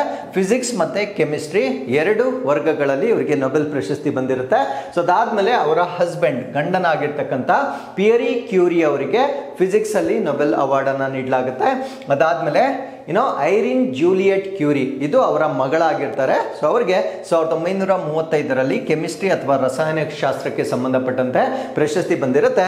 ಅದಾದ್ಮೇಲೆ ಫ್ರೆಡ್ರಿಕ್ ಜೂಲಿಯಟ್ ಕ್ಯೂರಿ ಅವರ ಅಳಿಯನಾಗಿರ್ತಕ್ಕಂಥ ಫ್ರೆಡ್ರಿಕ್ ಜೂಲಿಯಟ್ ಕ್ಯೂರಿ ಅವರಿಗೆ ಅವ್ರಿಗೂ ಕೂಡ ರಸಾಯನಶಾಸ್ತ್ರದಲ್ಲಿ 1935 ನೊಬೆಲ್ ಪ್ರಶಸ್ತಿ ಬಂದಿರುತ್ತೆ. ಸೊ ನೊಬೆಲ್ ಪ್ರಶಸ್ತಿಯನ್ನ ಅತಿ ಹೆಚ್ಚು ಪಡೆದಿರ್ತಕ್ಕಂಥ ಒಂದು ಕುಟುಂಬ ಯಾವ್ದಾದ್ರು ಇದ್ರೆ ಅದು ಕ್ಯೂರಿ ಕುಟುಂಬಕ್ಕೆ ಹೆಚ್ಚಿನ ಪ್ರಶಸ್ತಿಗಳು ಬಂದಿರುತ್ತೆ. ಹಾಗಿದ್ರೆ ಓಲ್ಡೆಸ್ಟ್ ಲಾರೆಟ್ ಯಾರು, ಅತ್ಯಂತ ಹಿರಿಯ ನೊಬೆಲ್ ಪ್ರಶಸ್ತಿ ವಿಜೇತ ಯಾರು ಅಂದ್ರೆ ಸೊ ಅವರನ್ನ ನಾವು ಜಾನ್ ಬಿ ಗುಡ್ ಎನಫ್ ಅಂತ ಹೇಳ್ತೇವೆ. ಸೊ ಇವರು USA ಗೆ ಸಂಬಂಧಪಟ್ಟಿರ್ತಕ್ಕಂಥವರು 97ನೇ ವಯಸ್ಸಿನಲ್ಲಿ ಅವರು ನೊಬೆಲ್ ಪ್ರಶಸ್ತಿಯನ್ನ ಪಡೆದುಕೊಳ್ತಾರೆ. ಸೊ ಅವರು ಕೆಮಿಸ್ಟ್ರಿಯಲ್ಲಿ ಅಂದ್ರೆ ರಸಾಯನಶಾಸ್ತ್ರದಲ್ಲಿ 2019 ಈ ಪ್ರಶಸ್ತಿಯನ್ನ ಪಡೆದುಕೊಳ್ತಾರೆ. ಸೊ ಅವರ ಸಾಧನೆ ಏನು ಅಂದ್ರೆ ಲಿಥಿಯಂ ಅಯಾನ್ ಬ್ಯಾಟರಿಯನ್ನ ನಾವು ಇವತ್ತೇನು ಎಲೆಕ್ಟ್ರಿಕ್ ವೆಹಿಕಲ್ಸ್ ಗಳಲ್ಲಿ ಯೂಸ್ ಮಾಡ್ತಾ ಇದ್ದೇವೆ ಆ ಒಂದು ಲಿಥಿಯಂ ಅಯಾನ್ ಬ್ಯಾಟರಿಗಳನ್ನ ಇವರು ಅಭಿವೃದ್ಧಿಪಡಿಸಿದ್ದ ಕಾರಣದಿಂದ 2019 97ನೇ ವಯಸ್ಸಿನಲ್ಲಿ ಇವರಿಗೆ ನೊಬೆಲ್ ಪ್ರಶಸ್ತಿಯನ್ನ ನೀಡಲಾಗುತ್ತೆ. ಹಾಗಿದ್ರೆ ಹೂ ಇಸ್ ದಿ ಯಂಗೆಸ್ಟ್ ಅತ್ಯಂತ ಕಿರಿಯ ನೊಬೆಲ್ ಪ್ರಶಸ್ತಿ ವಿಜೇತರು ಯಾರು ಅಂದ್ರೆ ಅವರನ್ನ ನಾವು ಮಲಾಲಾ ಯೂಸುಫ್ಜಾಯಿ ಅಂತ ಹೇಳ್ತೇವೆ. ಸೊ ಇವರು ಪಾಕಿಸ್ತಾನಕ್ಕೆ ಸಂಬಂಧಪಟ್ಟಿರ್ತಕ್ಕಂಥ ಒಬ್ಬ ಗರ್ಲ್ ಅಥವಾ ಹುಡುಗಿ, 17 ವರ್ಷ ವಯಸ್ಸಿನಲ್ಲಿ ಇವರಿಗೆ ನೊಬೆಲ್ ಪ್ರಶಸ್ತಿಯನ್ನ ನೀಡಲಾಗುತ್ತೆ.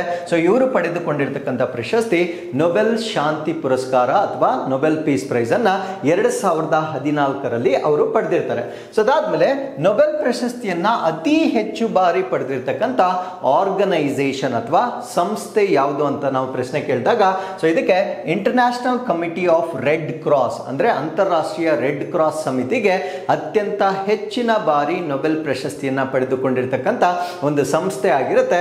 ಸೊ 3 ಸಾರಿ ಪ್ರಶಸ್ತಿ ಗಳಿಸಿರುತ್ತೆ. 1917, 1944 ಮತ್ತೆ 1963ರಲ್ಲಿ 3 ಬಾರಿ ನೊಬೆಲ್ ಪ್ರಶಸ್ತಿಯನ್ನ ಪಡೆದುಕೊಂಡಿರ್ತಕ್ಕಂಥ ಒಂದು ಸಂಸ್ಥೆ ಆಗಿರುತ್ತೆ. ಹಾಗಿದ್ರೆ ಒಬ್ಬನೇ ವ್ಯಕ್ತಿ most Nobel prizes by single individual. ನಾನು ಆಲ್ರೆಡಿ ಮೇರಿ ಕ್ಯೂರಿ ಬಗ್ಗೆ ನಾನು ಹೇಳಿದ್ದೇನೆ, ಬಟ್ ಅವರಿಗೆ ಶೇರ್ಡ್ ಅವಾರ್ಡ್ ಬಂದಿರುತ್ತೆ, ಅಂದ್ರೆ ಅವಾರ್ಡ್ ಅನ್ನ ಅವರು ಬೇರೆಯವ್ರ ಜೊತೆ ಹಂಚಿಕೊಂಡಿರ್ತಾರೆ. ಬಟ್ ಇಂಡಿವಿಜುವಲ್ ಒಬ್ಬನೇ ವ್ಯಕ್ತಿಯಾಗಿ ಅತಿ ಹೆಚ್ಚಿನ ಪ್ರಶಸ್ತಿಗಳನ್ನ ಪಡೆದುಕೊಂಡಿರ್ತಕ್ಕಂಥ ವ್ಯಕ್ತಿ ಯಾರು ಅಂದ್ರೆ ಅವರನ್ನ ನಾವು ಲಿನಸ್ ಪೌಲಿಂಗ್ ಅಂತ ಹೇಳ್ತೇವೆ. USA ಸಂಬಂಧಪಟ್ಟಿರ್ತಕ್ಕಂಥವರು 2 ಅನ್ಶೇರ್ಡ್ ನೊಬೆಲ್ ಪ್ರಶಸ್ತಿಗಳನ್ನ ಪಡೆದಿರ್ತಾರೆ, ಅಂದ್ರೆ 2 ಬಾರಿ ಯಾವುದೇ ಹಂಚಿಕೆ ಇಲ್ಲದೆ ನೊಬೆಲ್ ಪ್ರಶಸ್ತಿಗಳನ್ನ ಪಡೆದಿರ್ತಾರೆ.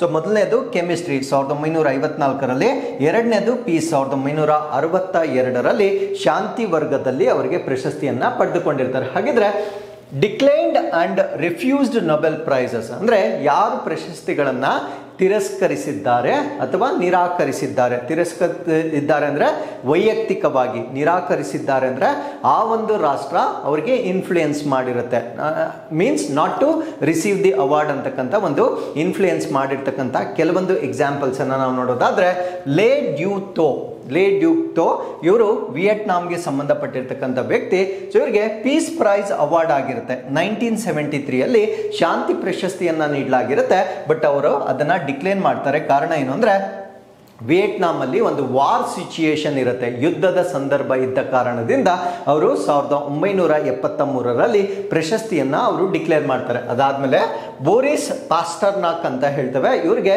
1958ಅಲ್ಲಿ ಲಿಟ್ರೇಚರ್ ಸಾಹಿತ್ಯಕ್ಕಾಗಿ ಅವಾರ್ಡ್ ಅನ್ನ ನೀಡಲಾಗಿರುತ್ತೆ. ಬಟ್ ಅವ್ರಿಗೆ ಸೋವಿಯತ್ ಅಥಾರಿಟೀಸ್ ಆ ಅವಾರ್ಡ್ ಅನ್ನ ರಿಜೆಕ್ಟ್ ಮಾಡಲಿಕ್ಕೆ ಇನ್ಫ್ಲೂಯೆನ್ಸ್ ಮಾಡುತ್ತೆ. ಆ ಒಂದು ಕಾರಣದಿಂದ ಪ್ರಶಸ್ತಿಯನ್ನ ಅವರು ನಿರಾಕರಿಸಿರ್ತಾರೆ. ಅದಾದ್ಮೇಲೆ ರಿಚರ್ಡ್ ಕುನ್, ಅಡಾಲ್ಫ್ ಬಟರ್ನಾಟ್, ಅದಾದ್ಮೇಲೆ ಜೆರ್ಹಾರ್ಡ್ ಡೊಮ್ಗಾಕ್ ಇವರು force to decline under Nazism though later accepted the medal. So Nazi ಆಡಳಿತದ ಸಮಯದಲ್ಲಿ ಹಿಟ್ಲರ್, ಸೊ ನಾಜಿ ಆಡಳಿತದ ಸಮಯದಲ್ಲಿ ಸೊ ಈ 3 ಜನಕ್ಕೆ ಈ ಪ್ರಶಸ್ತಿಯನ್ನ ನೀಡಲಾಗಿರುತ್ತೆ. ಬಟ್ ನಾಜಿ ಆಡಳಿತವು ಅವರನ್ನ ಪ್ರಶಸ್ತಿ ತಿರಸ್ಕಾರ ಮಾಡಲಿಕ್ಕೆ ಒತ್ತಾಯಿಸಲ್ಪಟ್ಟಿರ್ತಾರೆ. ತದನಂತರ ಅವರು ಪ್ರಶಸ್ತಿಯನ್ನ ಮತ್ತೆ ಸ್ವೀಕರಿಸಿರ್ತಾರೆ. ಸೊ ಇವರು ಈ ಪ್ರಶಸ್ತಿಯನ್ನ ರಿಜೆಕ್ಟ್ ಮಾಡಿರ್ತಕ್ಕಂಥ ಪಟ್ಟಿಯಲ್ಲಿ ನಮಗೆ ಗೊತ್ತಿರಬೇಕಾಗಿರುತ್ತೆ. ಆಮೇಲೆ ನಮ್ಮ ಭಾರತ ದೇಶದ ನೊಬೆಲ್ ಲಾರೆಟ್ಸ್ ಅನ್ನ ನಾವು ಡಿಸ್ಕಸ್ ಮಾಡೋದಾದ್ರೆ, first Indian to receive Nobel. So ಮೊಟ್ಟ ಮೊದಲ ಬಾರಿಗೆ ನಮ್ಮ ಭಾರತ ದೇಶದಿಂದ ನೊಬೆಲ್ ಪ್ರಶಸ್ತಿಯನ್ನ ಸ್ವೀಕಾರ ಮಾಡಿರ್ತಕ್ಕಂಥವ್ರು ರವೀಂದ್ರನಾಥ್ ಟ್ಯಾಗೋರ್. ಸೊ 1913ನಲ್ಲಿ ಸೊ ಲಿಟ್ರೇಚರ್ ಅಥವಾ ಸಾಹಿತ್ಯ ವರ್ಗದಲ್ಲಿ ಇವರಿಗೆ ಪ್ರಶಸ್ತಿಯನ್ನ ನೀಡಲಾಗಿರುತ್ತೆ. ಸೊ ಇವರ ರಚನೆ ಆಗಿರ್ತಕ್ಕಂಥ ಗೀತಾಂಜಲಿ ಏನಿರುತ್ತೆ, ಸೊ ಇದಕ್ಕಾಗಿ ಇವರಿಗೆ ಲಿಟ್ರೇಚರ್ ಕ್ಷೇತ್ರದಲ್ಲಿ ಅವಾರ್ಡ್ ಅನ್ನ ನೀಡಲಾಗಿರುತ್ತೆ. ಫಸ್ಟ್ ಏಷ್ಯನ್, ಸೊ ಈ ಒಂದು ಪ್ರಶಸ್ತಿಯನ್ನ ಪಡೆದುಕೊಂಡಿರ್ತಕ್ಕಂಥ ಮೊಟ್ಟ ಮೊದಲ ಏಷ್ಯನ್, ಬಿಕಾಸ್ ಏಷ್ಯನ್ನರಿಗೆ ನೊಬೆಲ್ ಪ್ರಶಸ್ತಿಗಳು ಬಂದಿರತಕ್ಕಂಥದ್ದು ತೀರಾ ಕಡಿಮೆ, ಅದರಲ್ಲಿ ಇವರು ಪ್ರಪ್ರಥಮ ಏಷ್ಯನ್ ಆಗಿರ್ತಾರೆ. And first non European to win the Nobel prize in literature. So ಸಾಹಿತ್ಯಕ್ಕಾಗಿ ನೊಬೆಲ್ ಪ್ರಶಸ್ತಿಯನ್ನ ಪಡೆದುಕೊಂಡಿರ್ತಕ್ಕಂಥ ಯುರೋಪಿನೇತರ ವ್ಯಕ್ತಿಯಾಗಿ ನಾವು ರವೀಂದ್ರನಾಥ್ ಟ್ಯಾಗೋರ್ ಅವರನ್ನ ನೋಡಬಹುದಾಗಿರುತ್ತೆ. ಸೊ ಅದಾದ್ಮೇಲೆ first Indian Nobel laureate in science, ವಿಜ್ಞಾನ ಕ್ಷೇತ್ರದಲ್ಲಿ ನೊಬೆಲ್ ಪ್ರಶಸ್ತಿಯನ್ನ ಪ್ರಪ್ರಥಮ ಬಾರಿಗೆ ಪಡೆದಿರ್ತಕ್ಕಂಥ ಭಾರತೀಯ CV ರಾಮನ್ 1930ರಲ್ಲಿ ಫಿಸಿಕ್ಸ್ ಅಥವಾ ಭೌತಶಾಸ್ತ್ರ ವರ್ಗದಲ್ಲಿ ಅವರು ರಾಮನ್ ಎಫೆಕ್ಟ್ ಅನ್ನೋದನ್ನ ಅವರು ಡೆವಲಪ್ ಮಾಡಿರ್ತಾರೆ.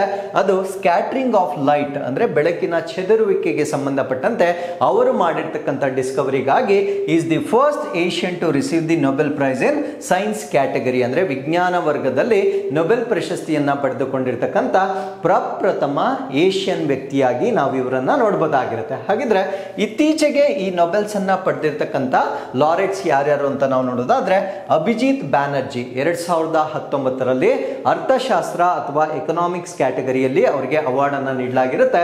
ಸೊ ಇವರ ಒಂದು ಸಾಧನೆ ಏನು ಅಂದ್ರೆ experimental approach to alleviating global poverty, ಅಂದ್ರೆ ಜಾಗತಿಕ ಬಡತನವನ್ನ ನಿವಾರಣೆ ಮಾಡಲಿಕ್ಕೆ ಒಂದು ಪ್ರಾಯೋಗಿಕವಾಗಿರ್ತಕ್ಕಂಥ ವಿಧಾನವನ್ನ ಇವರು ಡೆವಲಪ್ ಮಾಡಿರ್ತಾರೆ. ಸೊ ಇಂಡಿಯನ್ ಅಮೆರಿಕನ್, ಸೊ ಇವರೊಬ್ರು ಇಂಡಿಯನ್ ಅಮೆರಿಕನ್ ಆಗಿರ್ತಾರೆ.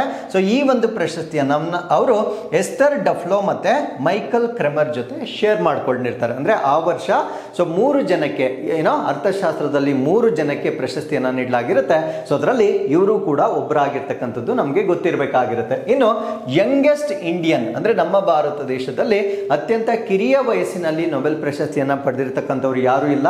ಸೊ 30 ವರ್ಷಕ್ಕೆ ಮುಂಚೆ ಯಾರು ಕೂಡ ನೊಬೆಲ್ ಪ್ರಶಸ್ತಿಯನ್ನ ಪಡೆದುಕೊಂಡಿಲ್ಲ.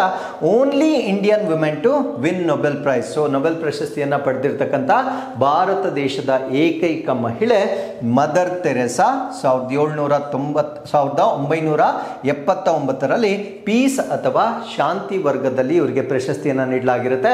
ಇವರಿಗೆ ಇನ್ನೂ ಒಂದು ಇಂಪಾರ್ಟೆಂಟ್ ಪ್ರಶಸ್ತಿಯನ್ನ ಕೂಡ ನೀಡಲಾಗಿದೆ. ಅದೇನು ಅನ್ನೋದನ್ನ ನೀವು ಕಮೆಂಟ್ಸ್ ಅಲ್ಲಿ ತಿಳಿಸಬಹುದಾಗಿರುತ್ತೆ. ಸೊ ಇವರ ಬಗ್ಗೆ ನಾವು ತಿಳ್ಕೊಳ್ಳೋದಾದ್ರೆ she is born in Skopje. So modern day north ಮ್ಯಾಸಿಡೋನಿಯಾದಲ್ಲಿ ಇವರ ಜನನ ಆಗುತ್ತೆ. But lived and worked in India. So ಇವರು ಭಾರತ ದೇಶದಲ್ಲಿ ಅವರ ಜೀವನವನ್ನ ಕಳೀತಾರೆ ಮತ್ತೆ ಅವರ ಫಿಲಾಂಥ್ರೋಪಿಕ್ ಆಕ್ಟಿವಿಟೀಸ್ ಅಂದ್ರೆ ಸಮಾಜ ಸೇವೆ ಚಟುವಟಿಕೆಗಳನ್ನ ಕೂಡ ನಮ್ಮ ಭಾರತ ದೇಶದಲ್ಲಿ ಕೈಗೊಳ್ತಾರೆ. So first naturalised Indian citizen to win the Nobel prize, ಅಂದ್ರೆ ನೈಸರ್ಗಿಕ ಭಾರತೀಯ ಪ್ರಜೆಯಾಗಿ ನೊಬೆಲ್ ಪ್ರಶಸ್ತಿಯನ್ನ ಪಡೆದುಕೊಂಡಿರ್ತಕ್ಕಂಥ ಮೊಟ್ಟ ಮೊದಲ ಮಹಿಳೆ ಅಥವಾ ವ್ಯಕ್ತಿಯಾಗಿ ನಾವು ಇವರನ್ನ ಕನ್ಸಿಡರ್ ಮಾಡಬಹುದಾಗಿರುತ್ತೆ. ಅದಾದ್ಮೇಲೆ 2014ರಲ್ಲಿ ಕೈಲಾಶ್ ಸತ್ಯಾರ್ಥಿ ಅವರಿಗೆ ನೊಬೆಲ್ ಪೀಸ್ ಪ್ರೈಸ್ ಅನ್ನ ನೀಡಲಾಗುತ್ತೆ. ಸೊ ಕ್ಯಾಟಗರಿ ಬಂದು ಪೀಸ್ ಕ್ಯಾಟಗರಿ ಆಗಿರುತ್ತೆ. ಸೊ ಈ ಒಂದು ಯಾವ ಕಾರಣಕ್ಕಾಗಿ ಇವರಿಗೆ ಅವಾರ್ಡ್ ಅನ್ನ ನೀಡಲಾಗಿರುತ್ತೆ, struggle against child labour and for children's right, ಅಂದ್ರೆ ಮಕ್ಕಳ ಹಕ್ಕುಗಳು ಮತ್ತೆ ಈ ಬಾಲ ಕಾರ್ಮಿಕ ಪದ್ಧತಿ ಏನಿರುತ್ತೆ ಅದರ ವಿರುದ್ಧ ಹೋರಾಟ ಮಾಡಿದ್ದಕ್ಕಾಗಿ ಪ್ರಶಸ್ತಿಯನ್ನ ನೀಡಲಾಗಿರುತ್ತೆ. ಈ ಪ್ರಶಸ್ತಿಯನ್ನ ಅವರು ಮಲಾಲಾ ಯೂಸಫ್ ಝೈಯೊಂದಿಗೆ ಆ ವರ್ಷ ಶೇರ್ ಮಾಡ್ಕೊಂಡಿರ್ತಾರೆ. ಸೊ ಇಬ್ಬರಿಗೆ ಶಾಂತಿ ಪುರಸ್ಕಾರವನ್ನ ಆ ವರ್ಷ ನೀಡಲಾಗಿರುತ್ತೆ. ಇನ್ನು ಟೋಟಲ್ ಪಟ್ಟಿಯನ್ನ ನಮ್ಮ ಭಾರತ ದೇಶದ ಎಂಟೈರ್ ಲಿಸ್ಟ್ ಅನ್ನ ನಾವು ಒಂದು ಕ್ರೊನಾಲಜಿಯಲ್ಲಿ ಒಂದು ಕ್ರಮಬದ್ಧವಾಗಿ ನಾವು ನೋಡೋದಾದ್ರೆ 1913ರಲ್ಲಿ ಪ್ರಥಮ ಬಾರಿಗೆ ರವೀಂದ್ರನಾಥ್ ಟ್ಯಾಗೋರ್ ಇವರು ಬ್ರಿಟಿಷ್ ಇಂಡಿಯಾ ಟೈಮ್ ಅಲ್ಲಿ ಇವರಿಗೆ ನೊಬೆಲ್ ಅನ್ನ ನೀಡಲಾಗುತ್ತೆ. 1930ರಲ್ಲಿ ಸಿ ವಿ ರಾಮನ್ ಇವ್ರಿಗೂ ಕೂಡ ಬ್ರಿಟಿಷ್ ಇಂಡಿಯಾ ಸಮಯದಲ್ಲಿ ಭೌತಶಾಸ್ತ್ರ ವರ್ಗದಲ್ಲಿ ನೀಡಲಾಗುತ್ತೆ. 1968 ಅಂದ್ರೆ ಭಾರತ ದೇಶಕ್ಕೆ ಸ್ವತಂತ್ರ ಬಂದ ನಂತರ ಪ್ರಪ್ರಥಮ ಬಾರಿಗೆ ಹರ್ ಗೋಬಿಂದ್ ಖುರಾನಾರ್ ಅವರಿಗೆ ವೈದ್ಯಕೀಯ ಕ್ಷೇತ್ರದಲ್ಲಿ ಪ್ರಶಸ್ತಿಯನ್ನ ನೀಡಲಾಗಿರುತ್ತೆ. ಸೊ ಇವರು US ಅಲ್ಲಿ ಇರ್ತಾರೆ, ಬಟ್ ಬಾರ್ನ್ ಇನ್ ಇಂಡಿಯಾ, ಭಾರತದಲ್ಲಿ ಅವರ ಜನನ ಆಗಿರುತ್ತೆ, ಬಟ್ US ಅಲ್ಲಿ ನೆಲೆಸಿರ್ತಾರೆ. ಸೊ ಇವರಿಗೆ ಸ್ವತಂತ್ರದ ನಂತರ ಪ್ರಪ್ರಥಮ ಭಾರತೀಯನಾಗಿ ಈ ಒಂದು ನೊಬೆಲ್ ಪ್ರಶಸ್ತಿಯನ್ನ ಪಡೆದುಕೊಂಡಿರ್ತಾರೆ. ಸೊ ಅದಾದ್ಮೇಲೆ 1979ನಲ್ಲಿ ಮದರ್ ತೆರೆಸಾ ಅವರಿಗೆ ಅವಾರ್ಡ್ ಅನ್ನ ನೀಡಲಾಗುತ್ತೆ. 1998ಅಲ್ಲಿ ಅಮರ್ತ್ಯ ಸೇನ್ ಎಕನಾಮಿಕ್ಸ್ ಇವರಿಗೆ ನೀಡಲಾಗುತ್ತೆ. 2001ನಲ್ಲಿ VS ನೈಪಾಲ್ ರವರಿಗೆ ಲಿಟ್ರೇಚರ್ ಅಥವಾ ಈ ಒಂದು ಸಾಹಿತ್ಯ ಕ್ಷೇತ್ರಕ್ಕಾಗಿ ಸೊ UK ಅಲ್ಲಿರ್ತಾರೆ. ಸೊ ಇಂಡಿಯನ್ ಡಿಸಿಡೆಂಟ್ ಅಂದ್ರೆ ಭಾರತೀಯ ಮೂಲದಲ್ಲಿ ಆಗಿರ್ತಕ್ಕಂಥ ಇವ್ರಿಗೆ ಅವಾರ್ಡ್ ಅನ್ನ ನೀಡಲಾಗುತ್ತೆ. 2009ನಲ್ಲಿ ವೆಂಕಟರಮಣ ರಾಮಕೃಷ್ಣನ್ ಕೆಮಿಸ್ಟ್ರಿ. ಸೊ ಇವರು born in India but UK ದಲ್ಲಿರ್ತಾರೆ. 2014ನಲ್ಲಿ ಕೈಲಾಶ್ ಸತ್ಯಾರ್ಥಿ ಇವ್ರ ಬಗ್ಗೆ ಗೊತ್ತಿದೆ. 2019ನಲ್ಲಿ ಅಭಿಜಿತ್ ಬ್ಯಾನರ್ಜಿ ಇವರು born in India but US ಅಲ್ಲಿ ಇರ್ತಾರೆ. ಸೊ ಇವ್ರಿಗೂ ಕೂಡ ಅವಾರ್ಡ್ ಅನ್ನ ನೀಡಲಾಗಿರುತ್ತೆ. ಸೊ ಇಷ್ಟು ನಮ್ಮ ಭಾರತೀಯ ನೊಬೆಲ್ ವಿನ್ನರ್ಸ್ ಬಗ್ಗೆ ನಿಮಗೆ ಮಾಹಿತಿ ಗೊತ್ತಿರಬೇಕಾಗಿರುತ್ತೆ. ಸೊ ಇಷ್ಟು ಈ ಒಂದು ನೊಬೆಲ್ ಪ್ರಶಸ್ತಿಗಳಿಗೆ ಸಂಬಂಧಪಟ್ಟಂತೆ ಸಂಪೂರ್ಣ ಮಾಹಿತಿಯನ್ನ ನಾವು ಡಿಸ್ಕಸ್ ಮಾಡಿರ್ತೇವೆ. ಸೊ ಇದರ PDF ಅನ್ನ ಕೂಡ ನಮ್ಮ ಟೆಲಿಗ್ರಾಮ್ ಚಾನಲ್ ಅಲ್ಲಿ ನಾವು ಶೇರ್ ಮಾಡಿರ್ತೇವೆ. So this is very very important. So ಕನಿಷ್ಠ ಪಕ್ಷ ಯಾವುದೇ ಎಕ್ಸಾಮ್ ಆದ್ರೂ you may at least expect one question out of this article. So with this I am concluding this session. So I'll meet you once again with next updates. Till then, keep reading, take care of yourselves, and thank you very much for watching.